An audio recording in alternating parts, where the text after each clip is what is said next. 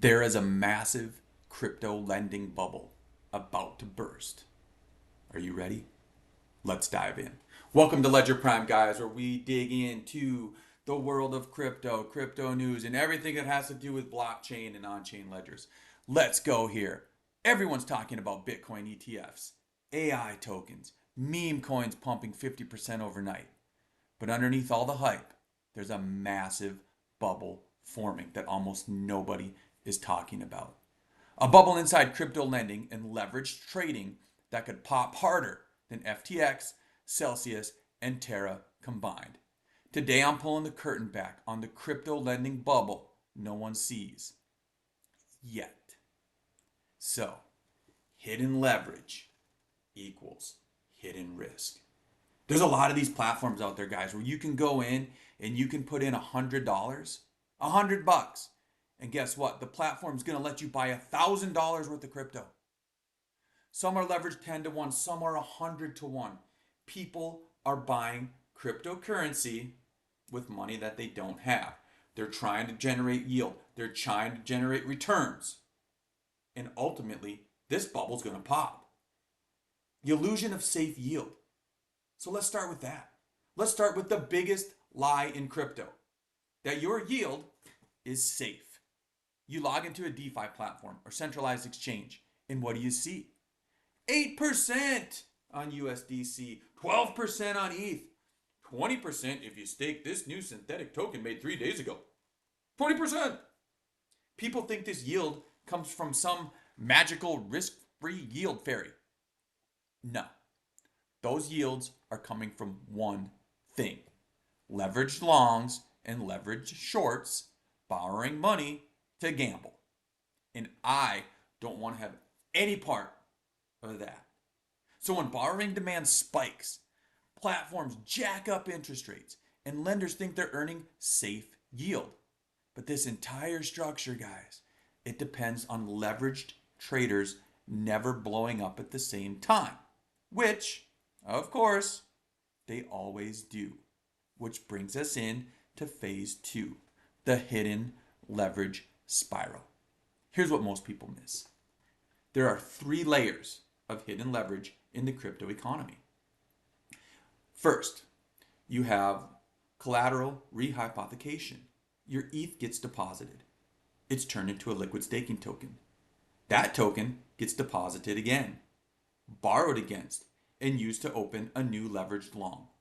That same Ethereum is now supporting 3, 4, or even 5 different positions. If Ethereum drops 20%, that entire chain, it unravels instantly. There's also leveraged perps funding the yield. Perpetual futures traders, especially on Binance, Bybit, and OKX, are borrowing stablecoins to open 10 to 50x leveraged positions. 50x leverage. I can't even imagine that. I don't trade on leverage. I buy my coins with cash. So if you're trading on leverage, stop it. You're going to blow up. But that borrowing is what pays lenders the high yield. When those positions get liquidated, what happens? The yield disappears. The collateral, boom, gone. And the lenders get nothing. Which brings us into cross-chain leverage. Now, let's throw in wrapped assets, L2 rehypothecation, and cross-chain bridges.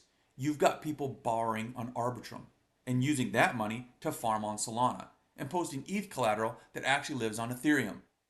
One chain hiccups, everything freezes. So why is this worse than 2022? Well, people keep saying, the next crash, it won't be as bad as Luna or Celsius.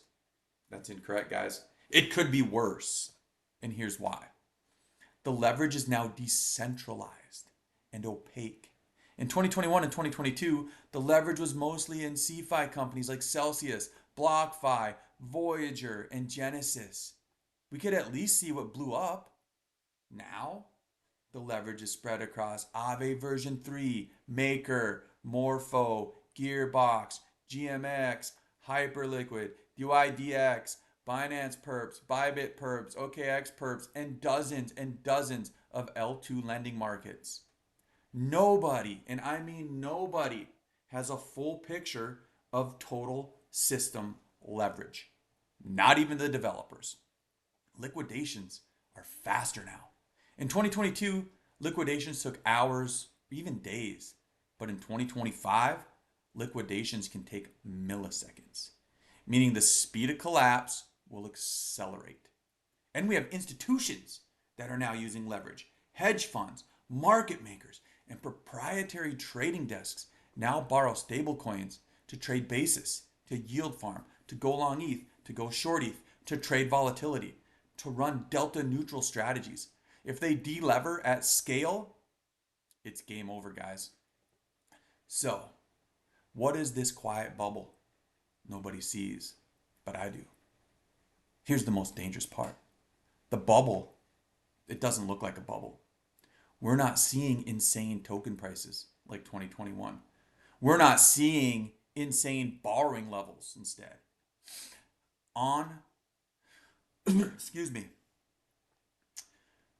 When everyone thinks this bull market is different, that usually is the moment the bubble is the biggest. So what's going to cause these dominoes to fall? Sudden volatility spike. One massive candle, 10 or 15% up or down, and thousands of leveraged positions are going to be wiped out instantly. Guys, if you're trading 50x leverage, you cannot handle a 10 to 15% move against you. You just can't. A major liquid staking token could depeg. If a big LST, LRT loses its peg, the collateral that backs billions in loans collapses instantly. An exchange failure or regulatory shock could also have an impact. If Binance or Bybit has an outage, if the US releases a stablecoin regulation surprise, if a major bridge gets hacked, leverage evaporates just like that. So what happens when this all pops? Here's the scary part. The crash, it's not going to look like 2022. It'll be faster. It'll be more dramatic. And here's what will happen in sequence. Pay attention. Volatility will spike. Leverage longs will get liquidated.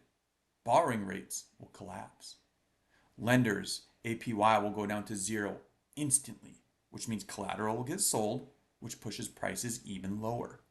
Cross-chain positions will start to unwind. Remember how we said one ETH could be in 5 different positions, right? So these cross-chain positions are going to unwind, which will implement a domino effect across the whole chain. Stablecoin liquidity will dry up. DeFi yields will go negative. Retail will panic. We don't do that, do we? Oh yes, retail will panic. Institutions will quietly suck it up at the bottom.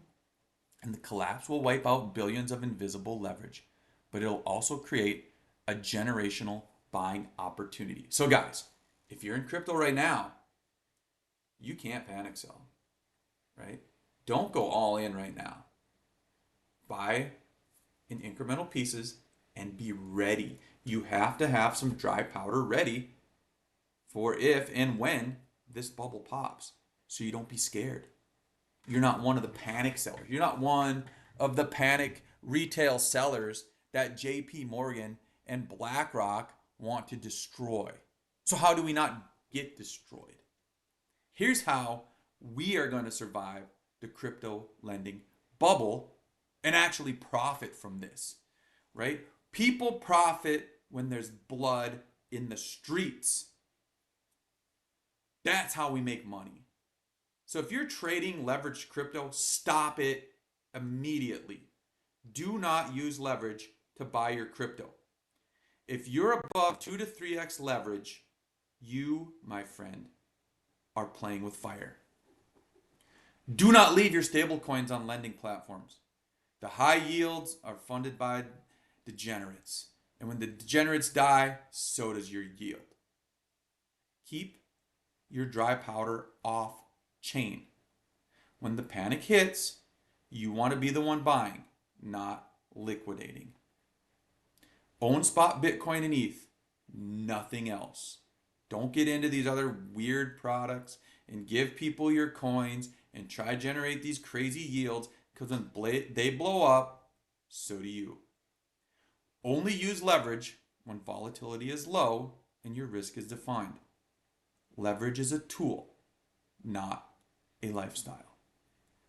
So, the crypto lending bubble, it's already here, guys, and it's growing every day, and nobody sees it until it pops. So if you're serious about navigating the next big crypto cycle, hit that like button, subscribe, and stay locked in, because the next few months are going to separate the gamblers from the winners. So stay focused, stay locked in. The world is about to be tokenized.